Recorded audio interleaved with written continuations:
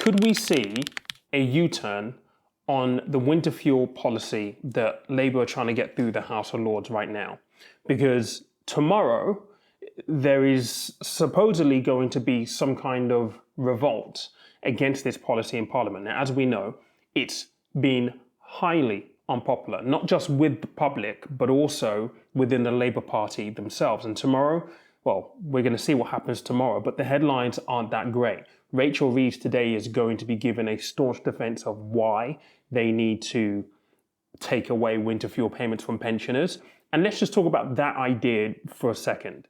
You're taking winter fuel payments away from pensioners. There's 10 million of them. So this will save, what, 3 billion, something like that, because the payments are between 100 or 300 pounds as a one-off payment. So about 3 billion quid it's going to save. The idea that it's pensioners is a little hard to swallow. These are people who have worked in our society, paid their taxes, paid their national insurance contributions, who are now in a position where they need assistance to heat their home. And I think if you know anyone, and I'm sure that you do, if you know anyone who is a pensioner who is facing the real prospect this winter of having to look at their thermostat and look at their energy bill, and the choice might be either I turn up my thermostat and heat my home, or I might have to forego dinner, you can understand how this is such an outrageous decision to be made by Labour. But they are sticking to their guns, saying that, look, this is something that we need to do because there are difficult choices and we're not going to shy away from these choices. It's almost a catch-22.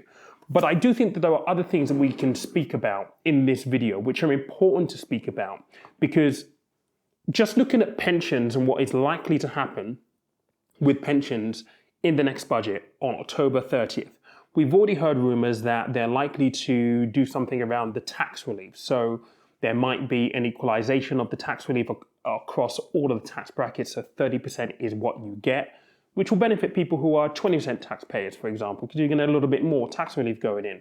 But it's not going to benefit those guys at the top who may be at 45% tax rate. Well, they're going to miss out, really, because they're not going to get as much tax relief in. Now, many could argue they don't need it. That's debatable, because it really depends on where you are in society. But that's another conversation for another time entirely. But other things that are being rumoured right now, which they might do with pensions, and I'm going to make a completely separate video for this, is start to make sure that pensions can be taxed from an inheritance tax point of view. Now, again, I'm going to make a video on this separately. That would be a really big move. They're also talking about limiting the maximum amount you can take out when it comes to things like your tax-free cash, which is the amount of money that you're allowed to take from your pension pot when you decide that you actually want to retire, or once you hit the age of 55 under current legislation. All of these small tweaks are targeted at pensioners. Pensioners who have worked all their lives, paid taxes all their lives, and worked hard to acquire assets, pensions, to basically live off. So not only do they have to pay income tax on their pension when they come to retire, but now you wouldn't be able to pass it down onto your beneficiaries when you die, completely free of inheritance tax. Things are going to change massively on October 30th. And I don't think that we're quite yet prepared for the extent of the changes that might actually come in as well.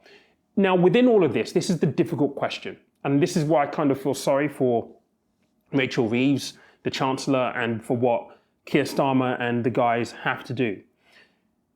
They're taken away from pensioners by way of the winter fuel payments at this point in time, because they're saying they need to because of the black hole.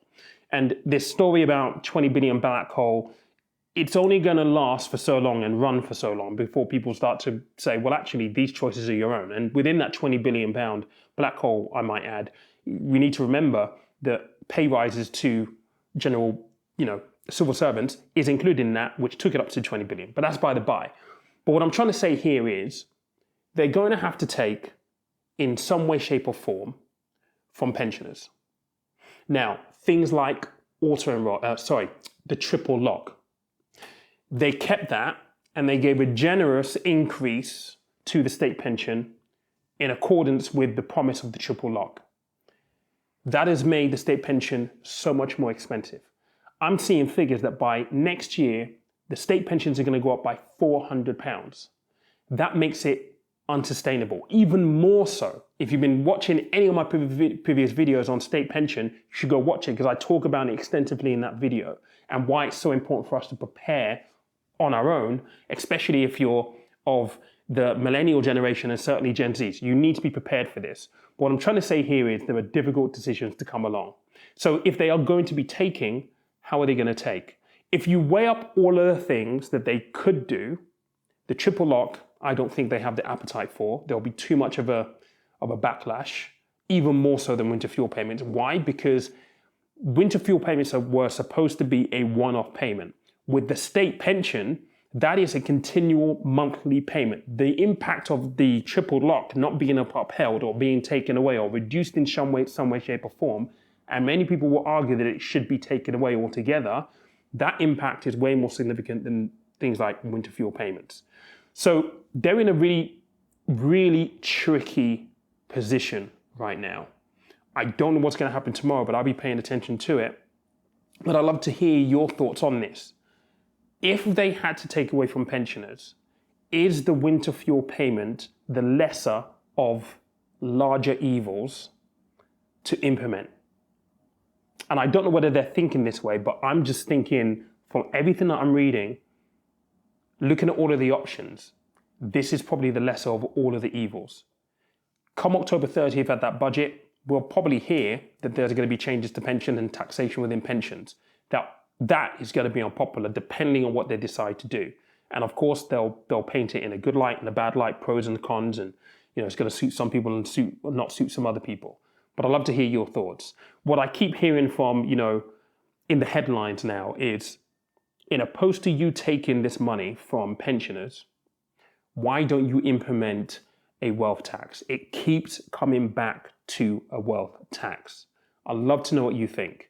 There is another video I'm going to make because I saw a stat the other day that 9,500 millionaires are leaving the UK for Dubai, a better tax zone for them. It's a large number, but what is the impact of that going to be to the country economically? I don't know. That's worthwhile talking. Thanks for watching. Let me know what you think in the comments. Cheers.